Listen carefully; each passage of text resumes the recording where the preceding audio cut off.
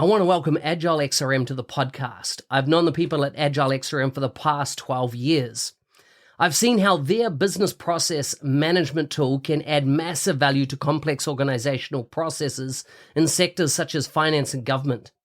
If you have complex processes or a need for dialogues on the Power Platform or Dynamics 365, take a look at how this BPM tool can add value.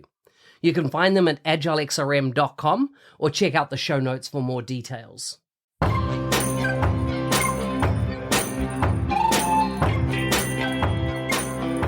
Welcome to the MVP Show. My intention is that you listen to the stories of these MVP guests and are inspired to become an MVP and bring value to the world through your skills. If you have not checked it out already, I do a YouTube series called How to Become an MVP. The link is in the show notes. With that, let's get on with the show. Today's guest is from Ontario, Canada. He works as a senior business solutions analyst at C5 Insights. He was first awarded as MVP in 2021. I've met him before. In fact, the last time we met was in Orlando before COVID, so it's been some time. You can find links to his bio and social media, etc., in the show notes for this episode. Welcome to the show, Malcolm. Thank you so much. It's great to be here. Good to have you on the show. When I last caught up with you, you weren't an MVP. You've become an MVP, probably mid-COVID by the looks. I always like to kind of get a background on people so that those listening can understand where you're coming from. And so I start with three crisp questions: food, family, and fun. What do they mean to you? Oh, man, what do they mean to me? Well, family means everything. That I have two boys. My wife and I have two boys, 13 and 15. And so we're still cool enough that they talk to us. So we're trying to cherish that and take advantage of that, because the day will soon come when that perhaps isn't the case. So we try and center everything we do around our family. We all love food, so that plays a huge part in everything we do, really. And then fun, we all love to have fun. Again, as they're getting older, it's very clear now they have different interests. But the one thing we do together as a family, we actually just got home. We pretty much every weekend head up to a vacation spot a couple hours north of us, little beachside town in the coast of Lake Huron, which is one of the large Great Lakes. And that centers, most of our fun centers around that spot for a good chunk of the year. Nice. It's funny, the minute you said beach, in my mind, I was like, there's no ocean around you, because for me, beaches always means ocean, but I hadn't thought about it as beach meaning on a lake, which of course it does as well. Yeah. And Lake Huron is massive. The Great Lakes all are very, very big, but it's not like your little traditional inland lake. It's you can look as far as you can. You're not going to see the other side. It borders the Michigan on the other side of it, and is just massive, which means it's freezing cold. So we don't get in as often as we probably want to, but it's a great spot. I mean, it's something about water. We're all just drawn to water and walk the beach and have a good time, and it's always enjoyable. Nice. Does it freeze solid? It doesn't, just around the coast areas, but the core doesn't. It stays. You usually get these huge ice flows, so they actually some spots that are real close, like walking trails and stuff, can be closed year to year because the big flows come up and wreak havoc on the coastal walking trails. But for the most part, the main core of it doesn't freeze over. Well, have you heard of Lake Baikal? I have not. So Lake Baikal is in Russia. It's it's the largest land water in the world. Wow. I think it makes up something between 20 and 25% of the entire world's freshwater resource. Yeah. And I've been to it, and it freezes. They can build rail lines across the lake in the winter, and it'll hold a train. That's how solid the ice is. Wow. Well, there's a show here in way northern part of Canada. For the record, Canada is massive, as you know. And so way north, there's ice road builds that get put together every year. Same idea, because that's how they get most of their resources up there. And that blew my mind. I would have never thought of a train. That's pretty exceptional. Those things are not they're not small. No, No. I wanted to dive it under the ice, but my wife was like, we don't know the safety standards here, and rather you didn't. Yeah. So, but it's, a phenomenal place. Tell me, what are 3 things top of mind for you at the moment? What are you working on? What's your focus? Well, so AI, we were talking a little bit before we kicked off, right? AI is such a huge component. So really trying to get my head around how we can leverage it in our organization. We know how sometimes to advise on some of our customers who can use it, but even that is an evolving space. But we've been really trying to dive into how can we leverage it, how we can benefit from it. And the same here at home, we've been talking about that. Again, two teenage boys, they're intrigued with all things online. So AI, they've been seeing this frequency of AI talk and how ChatGPT and all these other tools can help them. So that's been a huge focus. I don't know if your question pertains strictly to work, but just in general, it's that time of year here in Canada. It's starting to get warmer finally. We're starting to see nicer weather. So we head up, as I said, a lot of our fun centers around that beach town. So that becomes a priority for us. We intentionally try and make sure that we're spending lots of time outdoors and up there just to get out, and it gets real cold here in the winter, and we're not real good winter people. So perhaps not great Canadians, because we don't venture out as much as we should in the cold weather. So we try and get out as much as we can spring through fall. And then third thing, I would say, on a personal level, just trying to be healthy. It's just such a challenge, because especially this time of year, as it gets nicer, you want something quick and on the go. And so you tend to be like, oh, I'll work out later. I'll go for that jog later. I'll do the walk later. So trying to keep that away from happening so that it's part of my day to day, but that seems to be a constant struggle at all times. Yeah. Interesting. On the AI front, do you see what's your practical application? What are kind of the things, if you look back since, let's say, December time, when it really became a big deal in the world with, Chat GPT, and of course now with Google Bard being available as well. I always have both tabs open. When I open my browser, both those 2 tabs come up, and I'm comparing them and things. What are you doing? What are you doing? First of all, let's focus. Are you doing anything in your personal life that you're using AI for? Not as much as we should be, although as it's been emerging and we've been kind of not putting it off, but we just haven't found time. And so just last weekend, actually, my wife and I were chatting, and I was saying we should really look at this in terms of how it can help us. She has a ton of food intolerances, just things that she can't eat, makes her feel not great. And so we were using it to ask it, like, hey, here, make us a menu plan for 5 days that avoid the following foods, right? And that was cool. She has so many that she posted a whole list in, and I think it just got overwhelmed. And it was like, no, because it started popping up stuff that had those foods in it. But on the whole, you pick the ones that are really troublesome for her, the ones that really impact and bother her. And it was starting to give us some good ideas that we never would have thought of, because, meal planning, especially, as much as we love food, it's easy to get into a rut. You got busy schedules. And so you stop thinking about the creative things you could be doing. So that was one neat application. And another one was we were on vacation a couple weeks ago, I guess almost a month ago now. We went down to Jamaica. And in prep, you get all the things, you tie up all your loose ends, you get everything ready so you can leave the house for the week. And one of the things, I maintain our finances, and I paid our MasterCard. And while we were away, all of a sudden it was like, oh, right, I got to pay our MasterCard off. So I paid it again, a substantial amount twice in a span of a couple of days, because I just was on vacation mode. And so it caused a little bit of a hurdle. Now all of a sudden we've got this huge negative balance, which isn't a bad thing.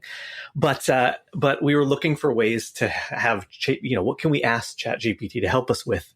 And so we asked it, what should we do? Right? We overpaid our MasterCard. What are some things that we could do to help balance things out? And it came back with a few suggestions on, you could ask for a refund. You could just track your purchases, and spend in the negative, and then eventually you'll catch up. And it had a few other ideas. I didn't love them all, but it was a neat perspective to get on other things you could be doing with the application. Very cool. Very, very cool. That resonates with me, because I was being in a similar situation last year where I wanted to overspend on my credit card because it would take me through an airpoint balance point that would make a status there. And so my question was around, what could I buy that I know I'm going to need in the next 2 months that I would normally put on the credit card, and also do is buy it early, as an example. And, some of the options that I looked at was even shares. Could I buy shares via my credit card? Because I know I'm going to put money in shares every month because it's part of the financial habit of our home. We do that, right? A portion every month goes to shares. So could you just, stop doing that incrementally for the next 3 months, just buy it as a lump sum now? Those are I didn't actually do that. That was just one of the ideas on that scenario. The idea that actually won was we had scheduled a big holiday and we paid the whole lot off before, 3 months before taking the holiday. So we knew it was going to come up. And that worked. Tell me about work when it comes to AI. What are you thinking? And not necessarily what have you done, but what are you thinking in concepts of, there's been a lot of talk that it's going to impact our work and, what work will look like in 5 years, what work will look like in 10 years, I think will be drastically different than where we are now.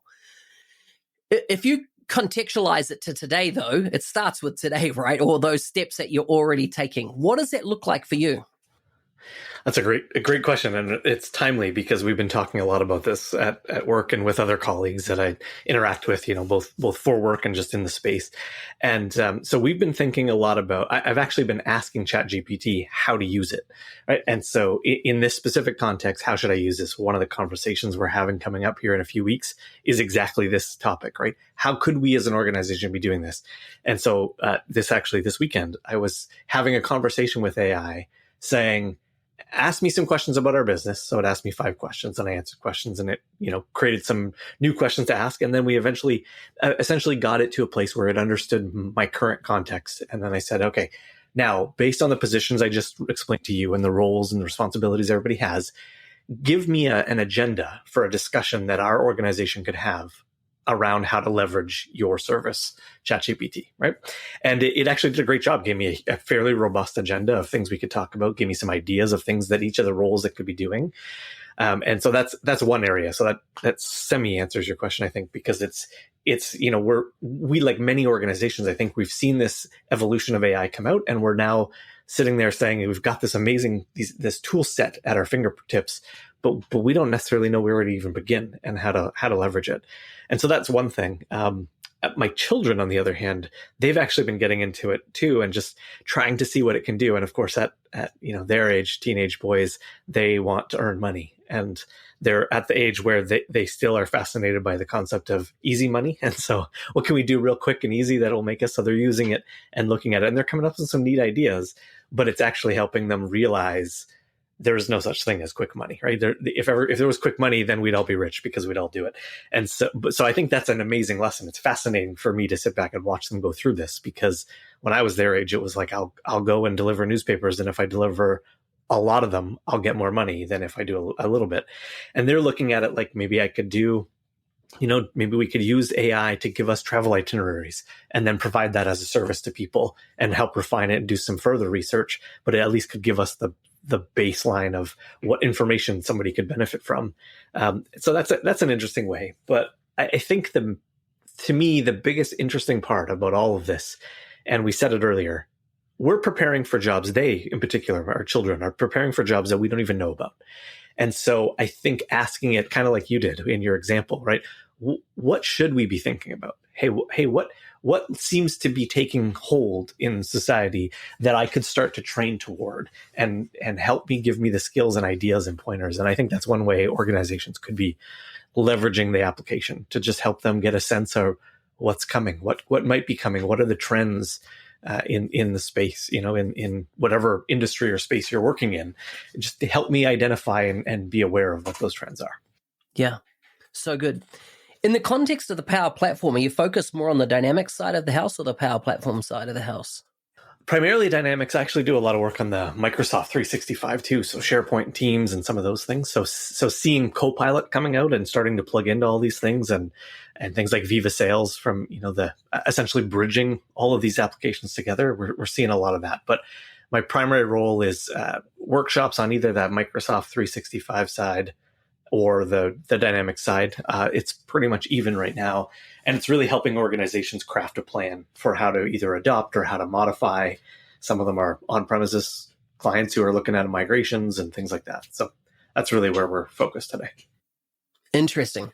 Really, really good to hear. And I think that the blending of M365 and D365 and Power Platform underpinning it, of course, seems to be blending so much more these days, right? It's almost like, where does one stop? Where does the next one? Tell me about Teams specifically. What are you doing in that space? That's like, have you looked at the new Teams that's coming out? Are you using it? What are your thoughts? Turned it on a few weeks ago, just to give it a shot, and I didn't love, of all the things, as minor as minor as this is, the notifications. I noticed a big difference, right? It then blended itself into the Microsoft notifications, and so that trademark noise that you hear when you get a message was now gone. It was replaced with the out of the box little panel that shows up from your Windows 11 or 10 or whatever you're using, and that actually bothered me more than I should admit. I couldn't get over how much I didn't love that.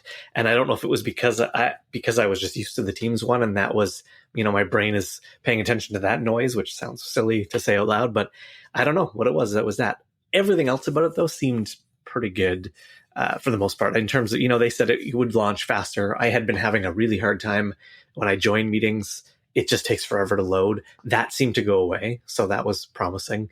But in the grand scheme of things, it was minor improvements. But when you add them all together, I think they end up giving the user experience a decent facelift. And a facelift is, I guess, one word, but also just it felt a little more user friendly and functional. Other than the notifications, again, don't know why that bothered me so much. Yeah, interesting. I tried it and I've actually switched back because it broke the API integration to Elgato Stream Deck. Okay. And the Elgato Stream Deck, integration, what it allows me to do is to have, a whole bunch of buttons that allow me to, give my thumbs up, my reactions, turn my camera on and off, mute the mic, all that through the API. So Microsoft developed this connection to it as part of Teams. And I tell you, for someone, part of one of the things I do is a lot of work of training Microsoft staff. And therefore, I will do a 4-hour session at a time in Teams with 80 to 100 people on that call. And you want those efficiencies that you can get using tools like that. So that's why I've had to switch back, because I've got used to now the Stream Deck, easy access, give a response, camera off, whatever. You're going to cough. You want to just be able to hit a button to mute, not faff around wherever your mouse pointer is now to get to that mute. Of course, you can use the shortcut keys on the keyboard and stuff like that. But yeah, that's the change for me. Tell me on the Viva side of things. And we're seeing, Yammer being renamed. We're seeing so many elements that are becoming part of that Viva story. Is there, apart from Viva sales, because obviously it's, associated with Dynamics 365 sales, something we've worked in for some time, any other of the Viva products that are your kind of go-to? We don't actually use it as much as I'd love it, primarily because we're a smaller company, but I have long been fascinated with Yammer. So now it's, transitioning down the Viva path. But to me, it's just such a functional tool, right? The collaboration is the name of everything nowadays, has been for a while. And with so many people, even COVID aside, so many people working remotely or just on the fly, the ability to have interactions with the whole company that get us away from emails, because, yeah, goodness, I can't stand email. I despise it. And I'd much rather have an inline thread that I can see who else is commenting. If you're in a large company, you see other people commenting on things that you maybe wouldn't normally come across in your normal day-to-day. And so that you start to form some relationships and things, which is such a huge part when you have a remote workforce, giving them tools to be able to get to know each other and collaborate, because they're going to work more effectively together if they're familiar with each other and know each other. So I think that's a huge one, but I love where they're going just in general with the Viva focus.